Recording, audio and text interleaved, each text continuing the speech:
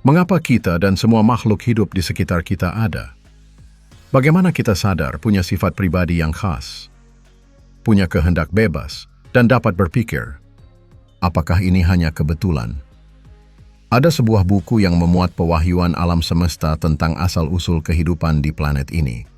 Penjelasannya tidak banyak berbeda dengan penjelasan ilmuwan, tapi bedanya, buku ini secara sistematis mencantumkan sejarah dengan tahun-tahunnya, mulai dari terjadinya matahari kita sampai hari ini. Penjelasannya memberi garis besar sejarah bumi secara sistematis, seperti membaca penjelasan dari data perpustakaan yang dimiliki alam semesta. Buku Urantia menguraikan bagaimana kehidupan itu diciptakan dan dipelihara di planet bumi.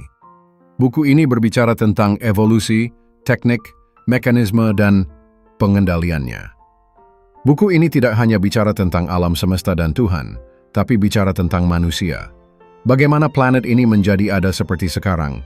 Bagaimana kehidupan ditanam dan berkembang menjadi manusia di planet ini? Mengapa manusia terbagi menjadi berbagai ras bangsa? Bagaimana perkembangan peradaban manusia? Dan apa yang terjadi setelah manusia mati? Sebagai pengantar, coba kita dengarkan kutipan dari buku Urantia berikut ini. Pembentukan kehidupan di dunia manapun tidak pernah semata-mata eksperimental, dalam arti dicobakan sesuatu yang belum teruji dan belum diketahui sebelumnya. Evolusi kehidupan adalah suatu teknik yang selalu progresif, berbeda-beda, dan bervariasi, namun tidak pernah sembrono, liar, atau sepenuhnya percobaan dalam pengertian kebetulan semata-mata. Banyak fitur kehidupan manusia yang dapat menyediakan bukti berlimpah bahwa fenomena eksistensi manusia fana itu dirancang secara cerdas, bahwa evolusi organik itu bukan sekedar peristiwa kosmis yang kebetulan. Buku Urantia, makalah 65, pasal 4, paragraf 3. Namun sekitar 1 dari 10 dunia saja yang disebut sebagai planet desimal dan dimasukkan pada daftar khusus para pembawa kehidupan. Dan di planet-planet semacam itulah kami diizinkan untuk melaksanakan eksperimen kehidupan tertentu dalam upaya untuk memodifikasi atau kalau mungkin memperbaiki tipe-tipe makhluk hidup yang baku di alam semesta. Makalah 58, pasal pengantar, paragraf 1. Jadi berdasarkan informasi ini, rupanya kita tidak terjadi secara kebetulan dan juga tidak diciptakan seketika. Ada ahli-ahli biologi alam semesta yang disebut pembawa kehidupan. Ada ilmu pengetahuan semesta yang diperoleh selama miliaran tahun. Ada proses rancangan dan eksperimen. Ada uji coba evolusi di planet-planet. Anda dapat membaca tentang golongan pembawa kehidupan, yaitu golongan pejabat alam semesta yang bertugas membuat sel dan badan fisik makhluk hidup dari bahan materi. Tugasnya yang lain adalah mengatur lingkungan dan menjaga evolusi kehidupan di planet-planet selama jutaan tahun, sampai akhirnya menghasilkan manusia. Itulah sedikit kutipan buku Urantia yang terdiri dari rangkaian 196 makalah. Para pejabat-pejabat alam semesta menyusun sesuai ekspertis mereka dan mengirimkan informasi ini ke planet kita pada abad 20 yang lalu untuk menjadi panduan evolusi planet ini pada zaman yang akan datang. Inilah yang kemudian menjadi buku Urantia. Video ini hanya fokus pada bagian 3 buku Urantia tentang sejarah bumi dan manusia.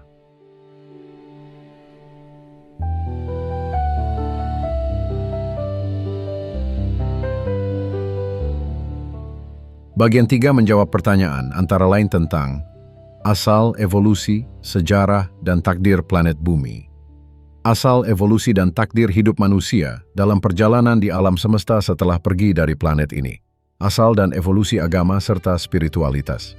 Mari kita mulai dari hal yang seharusnya dapat kita pahami, yaitu diri kita sendiri sebagai manusia. Apa itu manusia?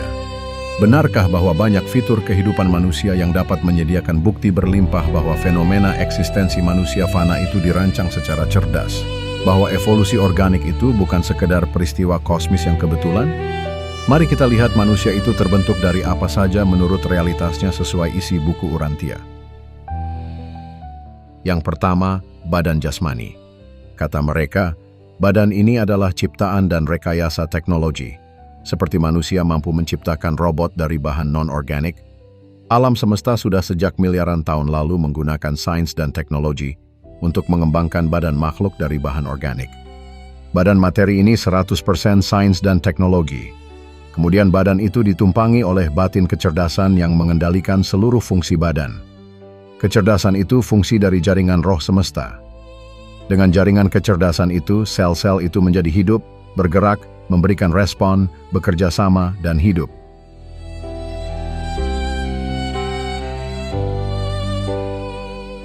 Manusia juga diberi identitas, berupa sifat kepribadian yang unik.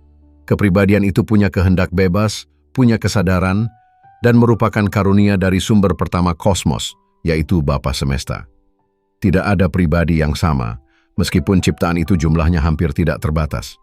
Dan akhirnya, batin manusia dipengaruhi dan didiami oleh roh-roh ilahi dari Tuhan.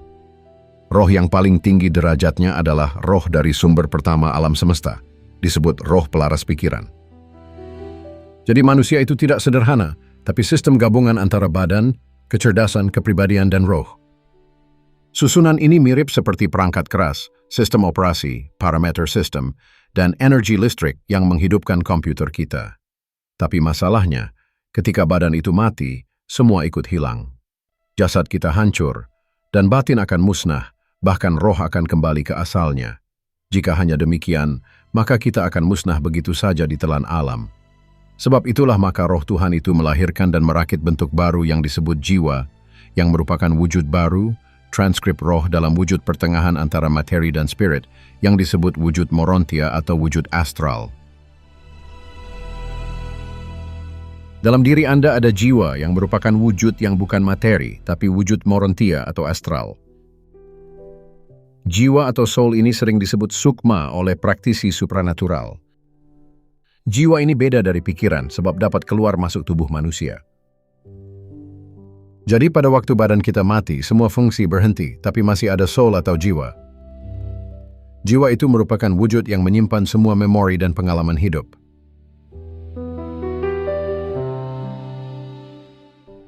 Jiwa kita akan diamankan, dibawa ke planet kebangkitan.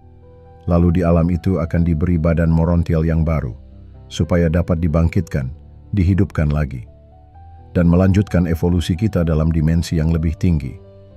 Demikianlah proses manusia dapat mencapai hidup kekal. Jiwa kita akan diselamatkan dari badan fana untuk melanjutkan eksistensi. Proses ini dibahas panjang lebar dalam fenomena kematian, dalam makalah keselamatan kepribadian, bagian 3 buku Urantia. Manusia adalah makhluk yang luar biasa, dilengkapi dengan kecerdasan, dan didiami oleh energi hidup yang disebut roh. Manusia tidak terjadi kebetulan, tapi puncak dari evolusi panjang, dan sejarah evolusi itu dimuat panjang lebar dalam buku Urantia. Anda akan mendapatkan penjelasan yang berkaitan antara ilmu pengetahuan dan agama yang harmonis. Buku Urantia memaparkan sejarah evolusi planet dan manusia, mulai dari penciptaan, evolusi, hingga takdir masa depan bumi dan manusia. Evolusi planet bumi. Berikut ini kita lihat halaman-halaman buku Urantia. Anda akan mendapatkan gambaran tentang isi buku ini, tapi Anda harus membaca buku ini sendiri. Mari kita mulai. Nebula Andronover. Urantia berasal dari mataharimu, dan mataharimu itu adalah satu dari beraneka ragam keturunan dari nebula Andronover, yang suatu kali pernah diorganisir sebagai bagian komponen dari kekuatan fisik dan materi bahan baku untuk alam semesta lokal Nebadon. Nebula besar ini sendiri berasal dari muatan forsa semesta ruang angkasa dalam alam semesta Super Orphonton dahulu kala. Urantia berasal dari mataharimu, dan mataharimu itu adalah satu dari beraneka ragam keturunan dari nebula Andronover. Makalah 57, pasal 1, paragraf 1. Hampir 900 miliar tahun lalu, nebula Andronover raksasa dengan sepatutnya dimulai. Hanya kehadiran organisator forsa dan staf penghubung yang cukup diperlukan untuk memulai pusaran energi yang pada akhirnya tumbuh menjadi siklon angkasa yang luas ini. Makalah 57, pasal 1, paragraf 6.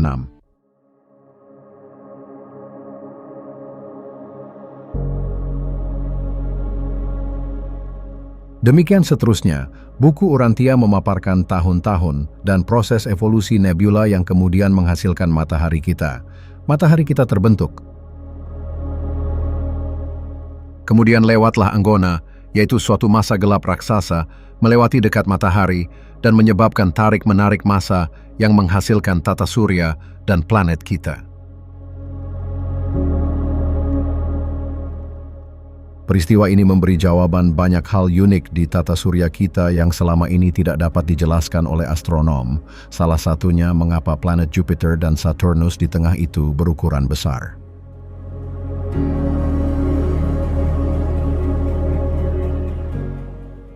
Setelah planet kita mulai stabil, datanglah para pembawa kehidupan untuk melakukan eksplorasi, kemungkinan penanaman kehidupan pertama.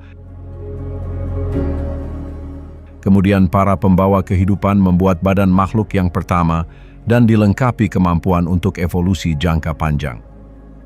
Sejarah panjang evolusi bumi hingga manusia diceritakan dalam makalah 58-62. Pada umumnya penjelasan buku ini dapat dibuktikan dengan fosil dan benda-benda purbakala yang ditemukan dari zaman purbakala.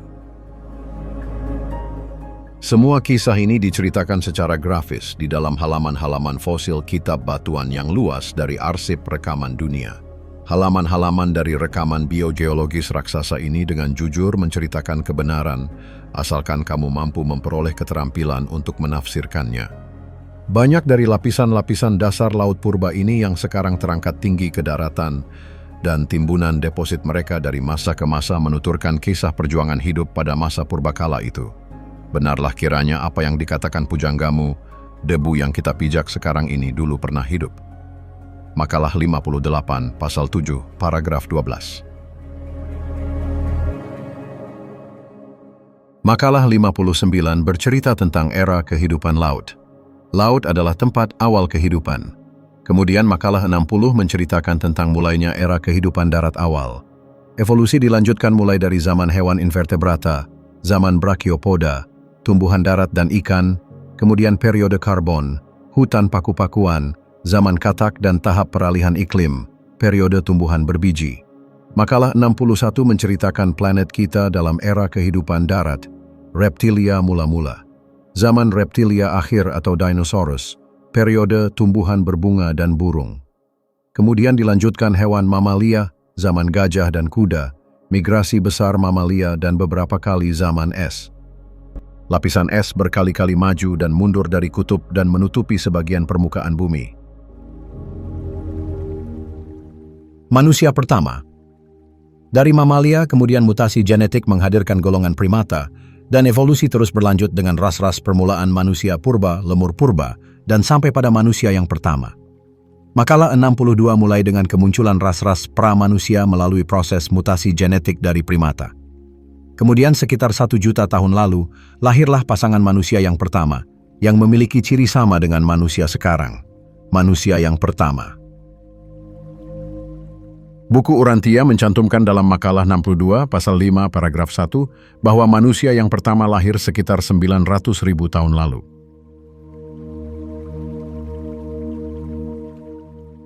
Dua makhluk yang luar biasa ini adalah sosok-sosok manusia sejati.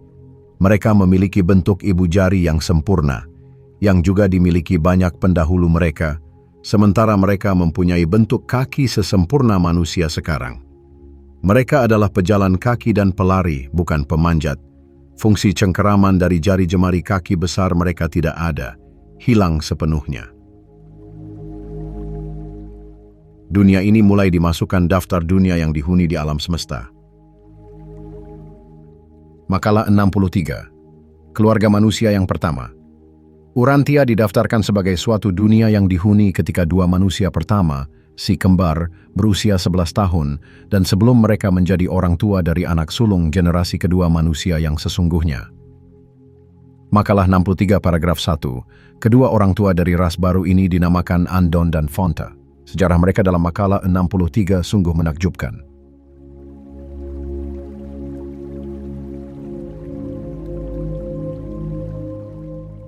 Berikutnya adalah sejarah panjang evolusi ras manusia, dari satu ras yang disebut ras Andonik, beberapa ras antara, kemudian bermutasi menjadi 6 ras warna.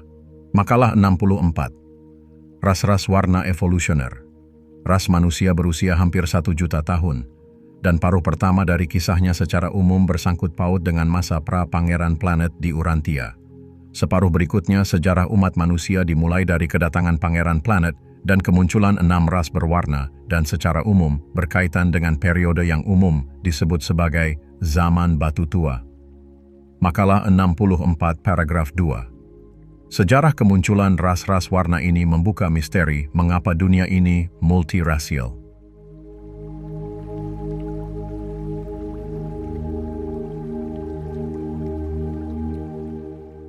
Asal mula ras-ras berwarna. 500.000 tahun yang lalu ada suku-suku Badonan yang tinggal di dataran tinggi India Barat Laut. Maka di kalangan suku-suku Badonit, dataran tinggi inilah terjadi suatu peristiwa yang baru dan ganjil. Sepasang laki-laki dan perempuan yang tinggal di kawasan timur laut dataran tinggi yang saat itu dihuni, secara mendadak menghasilkan suatu keluarga anak-anak yang luar biasa cerdas. Inilah keluarga Sangik, leluhur semua 6 ras warna di Urantia. Anak-anak Sangik ini, yang semuanya ada 19 orang, tidak hanya cerdas melampaui sesama mereka, tetapi kulit mereka menampilkan kecenderungan yang unik, yaitu berubah menjadi suatu warna tertentu ketika terpapar cahaya matahari. Dari 19 anak ini 5 orang berkulit merah, 2 oranye, 4 kuning, 2 hijau, 4 biru dan 2 nila. Makalah 64, pasal 5, paragraf 2 dan 3.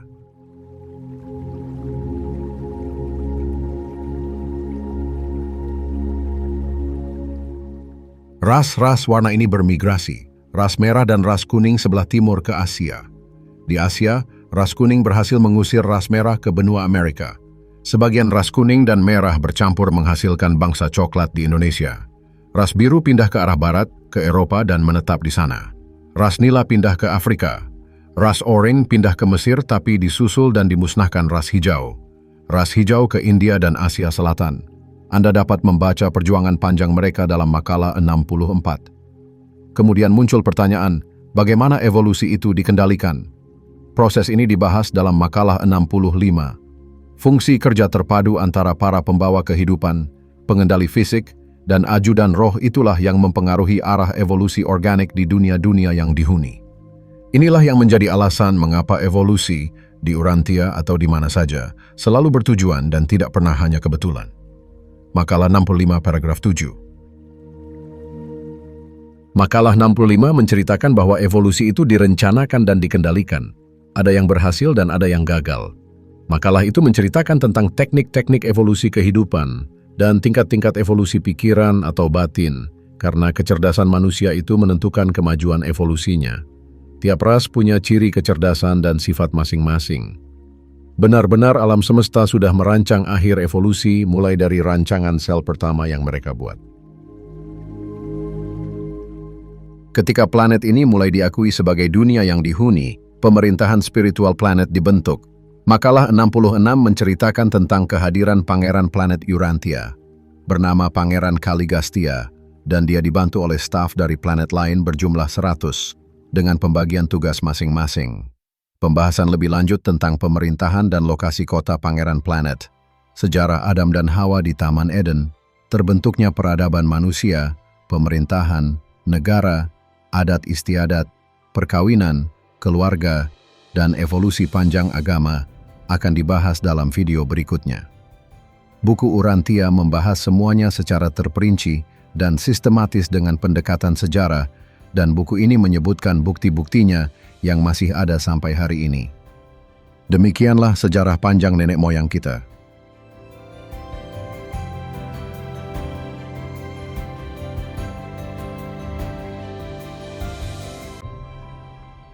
Itulah beberapa pokok isi buku Urantia. Buku Urantia benar-benar menguraikan sejarah kosmos, alam semesta lokal, bumi, manusia, dan agama. Semua dibahas dari asal-usulnya, evolusinya, sejarahnya, dan takdir akhirnya, secara sistematis. Buku ini menjelaskan dalam bahasa modern dan dapat dibuktikan dengan fakta ilmu pengetahuan, logika, dan pengalaman keagamaan. Buku ini tulisan dari alam semesta, jadi secara logis harus lebih tinggi dari konsep Anda dan saya yang terbatas. Sebagai manusia yang berakal, tugas kita adalah memahami, mengkritisi, menanyakan, dan memanfaatkan informasi baru ini sedapat mungkin. Anda dapat belajar dalam kelompok studi dan kelas-kelas belajar untuk berkenalan dengan sesama pembaca yang lain. Kunjungilah urantiahub.org. Anda juga dapat mengunduh buku ini dari urantia.org dan situs-situs lain untuk mendapat bahan belajar dan informasi kegiatan. Terima kasih dan selamat membaca. Terima kasih sudah menyaksikan video ini, semoga membantu pengetahuan Anda semua. Tulis komentar dan pendapat Anda. Kami akan terus membuat konten baru karena isi buku Urantia itu sangat luas.